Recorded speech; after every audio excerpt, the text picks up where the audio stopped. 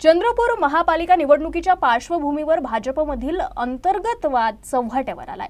उमेदवार निवडीवरून सुरू झालेल्या गटबाजीला आता नवं वळण मिळालं असून भाजप महानगर अध्यक्ष सुभाष कासमगोटुवार यांना पदावरून हटवण्यात आल्यानं शहराच्या राजकारणात मोठी खळबळ उडाली आहे।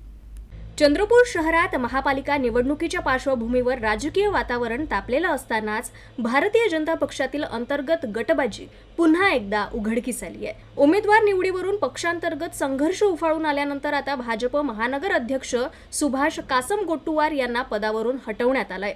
आमदार किशोर जोरगेवार यांचे समर्थक मानले जाणारे सुभाष कासमगोटुवार यांची काही महिन्यांपूर्वीच महानगर अध्यक्षपदी नियुक्ती करण्यात आली होती।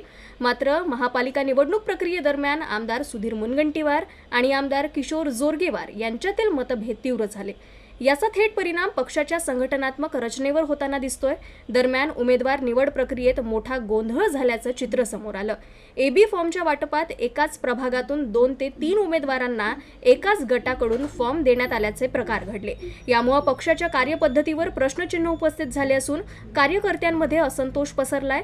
या सर्व पार्श्वभूमीवर सुभाष कासमगोटुवार यांना अचानक पदावरून हटवण्यात आल्यानं भाजपच्या अंतर्गत राजकीय समीकरणांमध्ये मोठी उलथापालथ झाल्याचं चित्र दिसतंय।